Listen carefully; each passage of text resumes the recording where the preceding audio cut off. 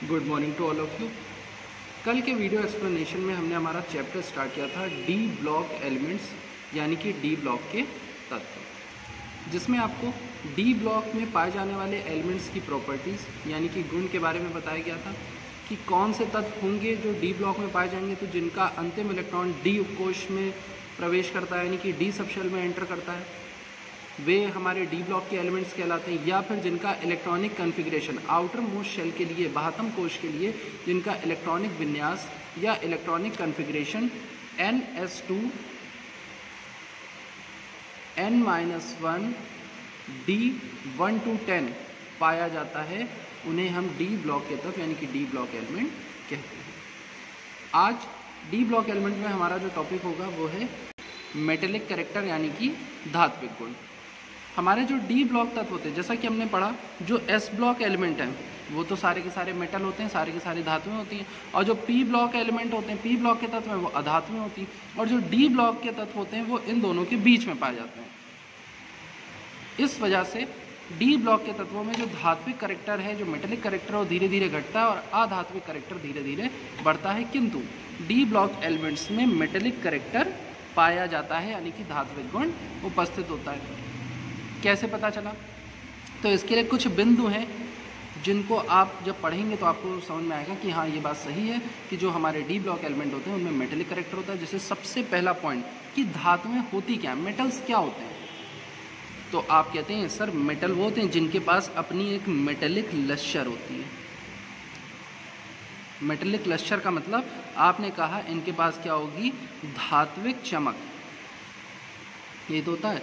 तो आयरन ले लीजिए, जिंक ले लीजिए, निकल ले लीजिए, कोबाल्ट ले लीजिए, इन सब के पास अपना एक मेटेलिक कैरेक्टर होता है, इनके पास अपनी एक धात्विक चमक होती है। फिर आपने कहा कि सर जो मेटल होते हैं वो सोनोरस होते हैं। सोनोरस होने का मतलब है कि जब इनको बीट किया जाए, जब इनको पीटा जाए तो ये आवाज़ उत्पन्न करते हैं या ध्वनि उत्पन्न करते हैं, आपने पढ़ा। तो आप लोहे की बात ले लीजिए, लोहा क्या करता है, ध्वनि उत्पन्न करता है कि नहीं। और जब मेटेलिक कैरेक्टर की बात चल रही थी, जब धात्विक लश्कर, धात्विक चमक की बात चल रही थी, तो आप तीन एलिमेंट्स को तो नज़रअंदाज ही नहीं कर सकते हैं, सिल्वर, गोल्ड, सिल्वर और प्लेटिनम। इनकी तो मेटेलिक लश्कर इतनी ज़्यादा होती है कि बाकी सारे एलिमेंट्स के कंपैरिजन में सबसे ज़्यादा चमक उत्पन्न करने वाले तत्व माने जाते हैं। गोल्ड है, सिल्वर है, प्लेटिनम है, और ये पाए किस में जाते हैं, ये सारे के सारे क्या होते हैं, डी ब्लॉक तत्व है यानी कि डी ब्लॉक एलिमेंट है। सोनोरस की बात करें, ध्वनि की उत्पन्न करने की बात करें, जैसे आयरन है, लोहे की चीज़ें हैं, जब आप उनको मारते हैं तो क्या करती हैं, ध्वनि उत्पन्न करती हैं। तो इस वजह से इनमें क्या है, दूसरा पॉइंट वैलिड है, सिद्ध होता है कि डी ब्लॉक तत्वों में मेटेलिक कैरेक्टर पाया जाता है। थर्ड प्रॉपर्टी आपने पढ़ी डक्टाइल नेचर। डक्टिलिटी का मतलब होता है कि आप इसके तार बना सकते हैं। तो आपने लोहे के भी तार पढ़े हैं, आपने कॉपर के भी तार पढ़े हुए हैं, आपने चांदी के, सोने के, इन सब के तारों के बारे में सुना हुआ है। सिल्वर के भी आपने तार सुने हुए हैं। सिल्वर वायर जो है, जो आपके सोलर सेल्स आती हैं उनमें यूज़ होती है, चांदी का उपयोग करा था, चांदी के तारों का। नेक्स्ट प्रॉपर्टी है इनकी मेलिएबिलिटी। मेलिएबिलिटी का मतलब होता है, ये क्या होते हैं, अगर इनको हथौड़े से पीटा जाए यानी कि हैमर से आप अगर इन्हें बीट करेंगे, इन्हें स्ट्राइक करेंगे, तो ये चादर में बदल जाते हैं, यानी कि पतली चादर बनाते हैं, थिन फॉयल बना लेते हैं। पतली चादर का मतलब थिन फॉयल बनाते हैं। तो आपने एल्युमिनियम की फॉयल सुनी होगी, आपने क्या कहते हैं सिल्वर फॉयल सुनी हुई है, गोल्ड की फॉयल, गोल्ड में तो गोल्ड फॉयल का तो एक्सपेरिमेंट ही हमने पढ़ा है क्लास 11th में, जो चांदी की जो परत होती है। सिल्वर की फॉयल आपने सुना है, जो मिठाइयाँ वगैरह हैं उनमें सिल्वर फॉयल लगाई जाती है। कॉपर, आयरन, ये सब क्या होते हैं, शीट फॉर्म में पाए जाते हैं, चादर के रूप में उपस्थित होते हैं। जबकि जो अधातुएं होती हैं, जो नॉन मेटल होते हैं, उनको अगर आप हथौड़े से पीटेंगे, उनको अगर आप हैमर से बीट करेंगे तो वो टूट जाते हैं, वो ब्रिटल होते हैं नेचर में, यानी कि भंगुर होते हैं। लेकिन जो हमारे मेटल्स होते हैं, जो धातुएं होती हैं, वो क्या होती हैं, मेलिएबल होती हैं। और ये सारे के सारे कैरेक्टर किस में पाए जा रहे हैं, गोल्ड में, सिल्वर में, और ये सब क्या है, डी ब्लॉक के तत्व हैं, यानी कि डी ब्लॉक के एलिमेंट्स में मेलिएबिलिटी भी पाई जा रही है, मेटेलिक कैरेक्टर है, सोनोरस है। फिर नेक्स्ट हमने कहा कि जो मेटल होते हैं, जो धातुएं होती हैं, वो good conductor of heat and electricity, यानी कि विद्युत तथा ऊष्मा के सुचालक होते हैं।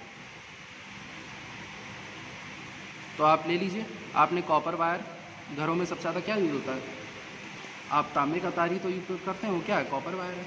इसके अलावा गोल्ड के भी वायर बनते हैं, सिल्वर वायर, Ag की बात करें, चांदी के तार की बात करें तो Ag जो होता है वो बेस्ट कंडक्टर ऑफ इलेक्ट्रिसिटी माना जाता है, यानी कि विद्युत धारा का सबसे अच्छा सुचालक जो है वो क्या है, सिल्वर है, बेस्ट कंडक्टर ऑफ इलेक्ट्रिसिटी। और हम यहाँ पर बात कर रहे हैं कि जो मेटल्स होते हैं वो good conductor of heat and electricity होने चाहिए, तो सिल्वर तो क्या है, बेस्ट कंडक्टर है इलेक्ट्रिसिटी का, सबसे अच्छा सुचालक माना जाता है विद्युत धारा का। तो ये भी किससे बिलोंग करता है भाई, सिल्वर किससे बिलोंग करता है, डी ब्लॉक एलिमेंट से। तो यानी कि जो डी ब्लॉक तत्व हैं वो भी क्या होते हैं, ऊष्मा के तथा विद्युत के सुचालक होते हैं, good conductor of heat and electricity होते हैं। और इस वजह से ही इनके बर्तन वगैरह बनाए जा सकते हैं, इनके तार वगैरह विद्युत धारा में या विद्युत धारा प्रवाहित कराने के लिए, इलेक्ट्रिक करंट पास कराने के लिए जो कंडक्टिंग वायर होते हैं वो इन सारे मेटल्स के बनाए जाते हैं। इसके अलावा जो आपके डी ब्लॉक तत्व होते हैं, जो डी ब्लॉक मेटल है, वो आपस में मिल करके एलॉय यानी कि मिश्र धातु का निर्माण करते हैं। जैसे कि ब्रास एक मिश्र धातु है, एक एलॉय है, स्टील आयरन का एक एलॉय है, लोहे की एक मिश्र धातु है स्टील।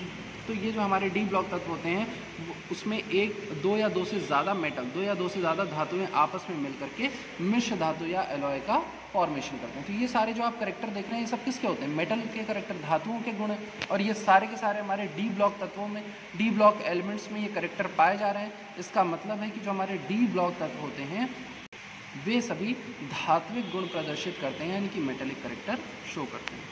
इसके अलावा डी ब्लॉक एलिमेंट्स में, डी ब्लॉक तत्वों में मेटल और मेटल के बीच मेटेलिक बॉन्डिंग पाई जाती है। मेटेलिक बॉन्डिंग मतलब कि धात्विक बंध, धात्विक बंध पाया जाता है, मेटेलिक बॉन्डिंग पाई जाती है। और ऐसा होने का कारण है इनके पास उपस्थित डी ब्लॉक, जो इनका डी ब्लॉक है इसमें इलेक्ट्रॉनों की संख्या ज़्यादा होने के कारण इनमें क्या पाई जाती है, मेटेलिक बॉन्डिंग पाई जाती है। और इस कारण से ही, धात्विक बंध पाए जाने के कारण ही ये क्या होते हैं, नेचर में हार्ड होते हैं, यानी कि कठोर होते हैं। केवल एक मेटल ऐसा है, उसका नाम है Hg, मरकरी, जो रूम टेम्परेचर पर क्या होता है, लिक्विड होता है। इसको हिंदी में कहते हैं पारा। पारा जो होता है केवल वो एक ऐसा तत्व है जो आपके कमरे के ताप पर द्रव अवस्था में पाया जाता है। बाकी शेष जितने भी डी ब्लॉक के तत्व होंगे वो सब क्या होते हैं, हार्ड होते हैं नेचर में और सॉलिड फॉर्म में पाए जाते हैं, यानी कि ठोस रूप में प्रकृति में उपस्थित होते हैं। तो ये था हमारा next character, metallic character of D block elements, यानी कि डी ब्लॉक तत्वों के धात्विक गुण। इसके बाद इनकी नेक्स्ट प्रॉपर्टी आती है मेल्टिंग एंड बॉइलिंग पॉइंट, यानी कि गलनांक एवं क्वथनांक।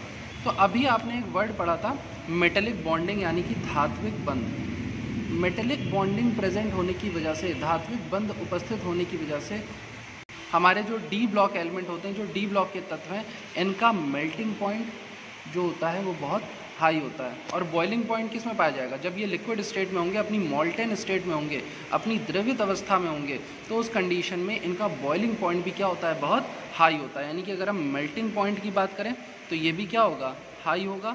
और बॉइलिंग पॉइंट की बात करें, इनके क्वथनांक की बात करें तो ये भी क्या होता है, उच्च होता है। तो हमारे डी ब्लॉक तत्वों के क्वथनांक एवं गलनांक उच्च पाए जाते हैं। किंतु ऐसे डी ब्लॉक तत्व जिनका डी ऑर्बिटल जो होता है, डी सबशेल, डी उपकोश जो होता है पूर्ण भरा होता है, D10 का केस किस में पाया जाता है, आपको पता है जिंक में पाया जाता है, मरकरी में पाया जाता है और कैडमियम में पाया जाता है। तो जिंक है, कैडमियम है, मरकरी, इन सब में D10 का केस पाया जाता है। इस कारण से इनके मेल्टिंग और बॉइलिंग पॉइंट जो हैं गलनांक एवं क्वथनांक कम होते हैं। कारण क्या है कि डी उपकोश पूरा भरा होने के कारण ये सहसंयोजी बंध नहीं बना पाते, कोवेलेंट बॉन्डिंग नहीं कर पाते, जिसकी वजह से इनका जो मेटल मेटल का बॉन्ड होगा, जो मेटेलिक बॉन्ड होगा, जो धात्विक बंध होगा, वो दुर्बल होता है। और इस कारण से इनके क्वथनांक एवं गलनांक भी क्या होते हैं, कम होते हैं। जैसे जैसे डी उपकोश में इलेक्ट्रॉनों की संख्या बढ़ती है वैसे वैसे इनका गलनांक जो होता है वो बढ़ता जाता है। यानी कि जब आप लेफ़्ट टू राइट जाएंगे, D1 से स्टार्ट करेंगे और D10 तक मूव करेंगे, तो D9 तक का जो केस होगा, इस कंडीशन में जो आपका गलनांक है, जो मेल्टिंग पॉइंट है, वो क्या होता जाएगा, बढ़ता जाएगा। लेकिन जैसे ही D10 के केस में आएंगे तो आपका जो D उपकोश है वो क्या हो जाएगा, पूरा भर जाएगा, वहाँ पर बंध बन नहीं पाएगा, बॉन्डिंग के लिए इलेक्ट्रॉन खाली नहीं रहेंगे, तो उस अवस्था में इनका जो गलनांक है वो क्या हो जाएगा, कम हो जाएगा। लेकिन सामान्य अवस्था में D1 से लेकर D9 तक इनका जो मेल्टिंग पॉइंट है वो क्या होता जाता है, बढ़ता जाता है, इनका जो गलनांक है वो बढ़ता जाता है। तथा टंगस्टन के लिए यानी कि W से इसको रिप्रेजेंट करते हैं। टंगस्टन जो होता है हमारा एक धातु है, इसका गलनांक बहुत उच्च होता है और मेल्टिंग पॉइंट हाई होने की वजह से, गलनांक उच्च होने के कारण ही जो हीटर वगैरह घर में यूज़ होते हैं उसमें जो प्लेट्स आती हैं, जो स्प्रिंग यूज़ करी जाती हैं, वो टंगस्टन मटेरियल की ही बनाई जाती हैं। इसके अलावा आपने सुना होगा निक्रोम वायर, निक्रोम है, टंगस्टन है, ये बल्ब वगैरह बनाने में, बल्ब में जो तार उपयोग होते हैं वो सब इन्हीं से बनते हैं। क्यों? क्योंकि इनका गलनांक क्या होता है, उच्च होता है, इनका जो मेल्टिंग पॉइंट है वो हाई होता है। क्योंकि बल्ब का केस हो या जो हीटर में जो स्प्रिंग यूज़ होती है, जो रॉड यूज़ होती है, उसको हमें क्या करना पड़ता है, उच्च ताप पर गर्म करते हैं और उसकी ऊष्मा का उपयोग करते हैं, यानी कि हाई टेम्परेचर पर हीट करके उसकी हीट एनर्जी को ही तो हम यूज़ करते हैं। तो उस कंडीशन में अगर उसका मेल्टिंग पॉइंट कम होगा, अगर गलनांक कम होगा, तो जो आपका वायर है वो जल्दी जल्दी गल जाएगा और वो बल्ब वगैरह क्या हो जाएगा, ख़राब हो जाएगा। लेकिन ऐसा नहीं होता है। क्यों? क्योंकि जो टंगस्टन है, निक्रोम के वायर जो होते हैं, इनका मेल्टिंग पॉइंट बहुत हाई होता है, इनका जो क्वथनांक होता है, इनका जो गलनांक होता है, क्वथनांक होता है, वो बहुत उच्च होता है। इसको इस तरह से समझिए, घर में जो बल्ब लगा होता है, इस तरह से आपका बल्ब का स्ट्रक्चर होता है, तो इसमें यहाँ पर वायर लगता है, ये निक्रोम वायर होता है, निक्रोम का वायर है। तो ये निक्रोम वायर करेगा क्या, निक्रोम वायर का मेल्टिंग पॉइंट अगर कम होगा तो यहाँ से पिघल जाएगा, और जैसे पिघलेगा तो यहाँ से कनेक्शन जो है, धारा के प्रवाह होने का जो कनेक्शन है वो क्या हो जाएगा, टूट जाएगा, जिस कारण से बल्ब क्या हो जाएगा, ख़राब हो जाएगा। इसके लिए जो निक्रोम का वायर है उसको क्या होना चाहिए, उसको हाई मेल्टिंग पॉइंट कंसिस्ट करना चाहिए, यानी कि उसका जो गलनांक है वो क्या होना चाहिए, उच्च होना चाहिए। और ऐसे ही टंगस्टन है, जो आपके हीटर की जो स्प्रिंग बनी होती है, वो अगर किसी ऐसे धातु की बनी होगी जिसका गलनांक कम है, जिसका मेल्टिंग पॉइंट कम है, तो ये भी गल जाएगी। और अगर ये गल जाएगी या मेल्ट हो जाएगी तो ये वहीं से धारा के प्रवाह को क्या कर देगी, रोक देगी। इस कारण से ही जो हमारे डी ब्लॉक तत्व होते हैं, इनके जो गलनांक एवं क्वथनांक हैं वो क्या हो जाते हैं, उच्च पाए जाते हैं। और उनमें भी टंगस्टन का जो मेल्टिंग पॉइंट है वो सबसे हाईएस्ट होता है। इसके बाद हमारा नेक्स्ट पॉइंट आता है आयनाइजेशन एनर्जी या आयनन ऊर्जा। क्या होती है आयनाइजेशन एनर्जी या आयनन ऊर्जा? तो किसी भी परमाणु के बाह्यतम कोश से एक इलेक्ट्रॉन निकालने के लिए हमें उस परमाणु को जितनी ऊर्जा देनी पड़ती है वह उस परमाणु की आयनन ऊर्जा कहलाती है। यानी कि to remove an electron from the outermost shell of any isolated gaseous atom, the energy required will called ionization energy. जैसे अगर आप सोडियम की बात करें, सोडियम के बाह्यतम कोश में, आउटर मोस्ट शेल में सिर्फ एक इलेक्ट्रॉन उपस्थित होता है और ये एक इलेक्ट्रॉन दे करके अपना ऑक्टेट क्या करता है, कंप्लीट करता है। आप मैग्नीशियम की बात करिए, बाह्यतम कोश में 2 इलेक्ट्रॉन उपस्थित होते हैं और ये 2 इलेक्ट्रॉन दे करके अपने ऑक्टेट क्या करता है, कंप्लीट करता है। तो ये सोडियम और मैग्नीशियम क्या करते हैं, आसानी से एक एक इलेक्ट्रॉन या 2 इलेक्ट्रॉन दे सकते हैं, जिस कारण इनकी आयनाइजेशन एनर्जी क्या होती है, कम मानी जाती है। और ये सब आते हैं किसमें, एस ब्लॉक एलिमेंट में। बात करते हैं P block element. P block element में बाह्यतम कोश में पाए जाते हैं 4 electron, 5 electron, 6 electron, 7 electron, 8 electron. Carbon family, nitrogen family, oxygen family, fluorine family और यहाँ पर हीलियम फैमिली, जो इनर्ट गैसेज होती हैं। तो अगर यहाँ देखिए तो इनमें इलेक्ट्रॉन देने की जो प्रवृत्ति होती है वो कम पाई जाती है। जैसे जैसे आप यहाँ पर लेफ़्ट टू राइट जा रहे हैं, बाएं से दाएं तरफ जा रहे हैं, वैसे वैसे इनमें इलेक्ट्रॉन ग्रहण करने की क्षमता बढ़ती जाती है, इन्हें इलेक्ट्रॉन लेने की टेंडेंसी बढ़ती है, इलेक्ट्रॉन देने की टेंडेंसी कम होती है। तो इस कारण जो पी ब्लॉक तत्व होते हैं उनके बाह्यतम कोश में से इलेक्ट्रॉन निकालना क्या होता है, मुश्किल होता है। जबकि एस ब्लॉक एलिमेंट में बाह्यतम कोश में 1 इलेक्ट्रॉन या 2 इलेक्ट्रॉन पाए जाते हैं। तो ये 1 इलेक्ट्रॉन या 2 इलेक्ट्रॉनों का दान करके अपना अष्टक पूरा करते हैं, जबकि ये 1, 2 व 3 इलेक्ट्रॉन लेकर के अपना अष्टक पूरा करते हैं। इस कारण इनकी आयनाइजेशन एनर्जी जो होती है वो क्या होती है, ज़्यादा होती है, आयनन ऊर्जा उच्च होती है। जबकि एस ब्लॉक तत्वों की आयनाइजेशन एनर्जी कम होती है, क्योंकि ये आसानी से अपना 1 इलेक्ट्रॉन दे देते हैं। इनमें भी जो नोबल गैसेज है, जिनमें अष्टक पूरा है, पहले से ही पूरा है, तो वो तो अपना 1 इलेक्ट्रॉन देंगे ही नहीं। तो सबसे हाईएस्ट आयनाइजेशन एनर्जी, सबसे उच्च आयनन ऊर्जा जो है वो किसकी मानी जाती है, नोबल गैसेज की, यानी कि अक्रिय गैसों की। अब हमारा टॉपिक चला है डी ब्लॉक एलिमेंट। तो जो डी ब्लॉक तत्व होते हैं वो आते हैं एस और पी के बीच में, और आपको स्टार्टिंग में ही बताया गया था कि इनको क्या कहा जाता है, इनको कहा जाता है transition elements.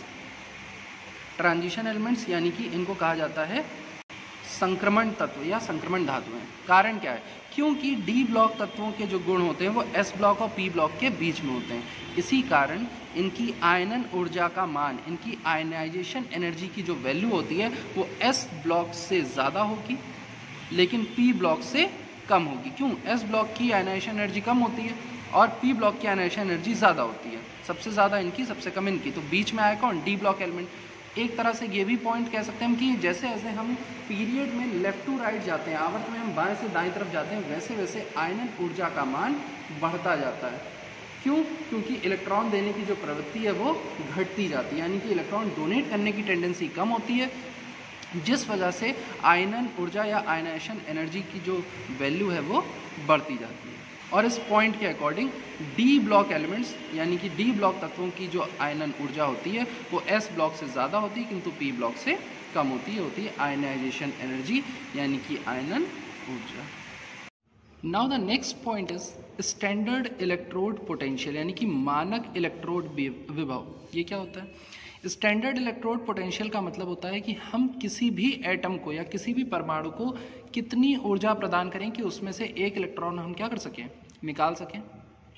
Standard electrode potential का यूज़ या मानक इलेक्ट्रोड विभव का उपयोग हम करते हैं जब हमें किसी भी लवण से हाइड्रोजन या किसी अन्य तत्व को विस्थापित करना होता है, यानी कि जब हम डिस्प्लेसमेंट रिएक्शन के लिए जाते हैं तो जो एलिमेंट ज़्यादा स्टैंडर्ड इलेक्ट्रोड पोटेंशियल शो करेगा, जिसका मानक इलेक्ट्रोड विभव ज़्यादा होगा, वो अपने से कम वाले को क्या कर सकता है, विस्थापित कर सकता है।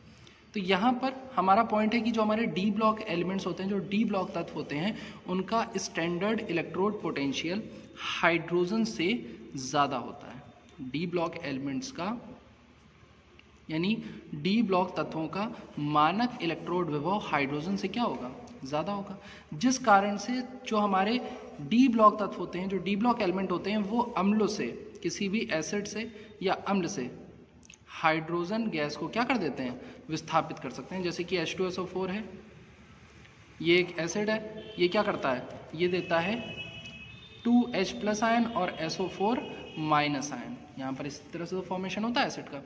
तो H2SO4 से H+ निकालने के लिए हम H2SO4 की अभिक्रिया जिस धातु से कराएंगे या जिस मेटल से कराएंगे, उसका स्टैंडर्ड इलेक्ट्रोड पोटेंशियल हाइड्रोजन से ज़्यादा होना चाहिए। केवल उसी कंडीशन में जो धातु है, जो मेटल है, वो एसिड से यानी अम्ल से हाइड्रोजन गैस को क्या कर सकता है, विस्थापित कर सकता है।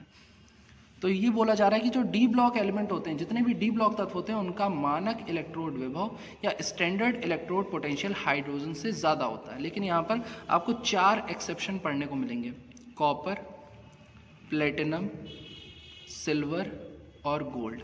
ये 4 हमारे जो होते हैं ऐसे मेटल हैं, ऐसी धातुएं हैं जिनका स्टैंडर्ड इलेक्ट्रोड पोटेंशियल हाइड्रोजन से कम होता है, और इसीलिए आपने जब इलेक्ट्रोकेमिकल सीरीज़ पढ़ी होगी तो ये सब हाइड्रोजन के नीचे आते हैं। यहाँ कॉपर होता है, यहाँ सिल्वर होता है, यहाँ गोल्ड होता है और ये होता है प्लेटिनम। नीचे जाने पर रिएक्टिविटी कम होती है, क्रियात्मकता कम होती है। क्यों? कारण ये है क्योंकि इनका स्टैंडर्ड इलेक्ट्रोड पोटेंशियल जो है वो कम होता जा रहा है।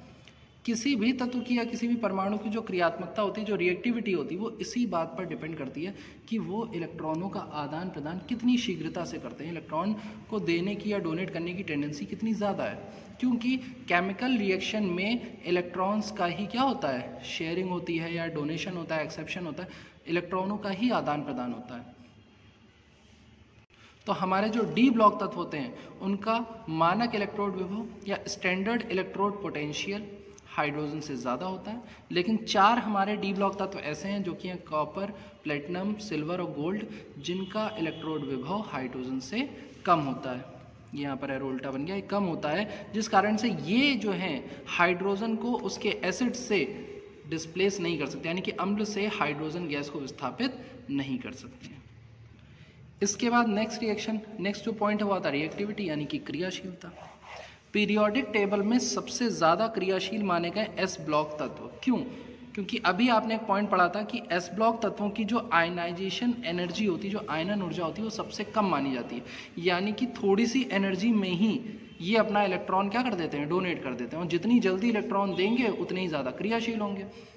और पी ब्लॉक जो एलिमेंट्स होते हैं, पी ब्लॉक तत्वों की जो आयनाइजेशन एनर्जी होती है वो उच्च मानी जाती है। और डी ब्लॉक क्योंकि दोनों के बीच में आता है, डी ब्लॉक तत्वों की आयनाइजेशन एनर्जी एस ब्लॉक से क्या होती है, कम होती है,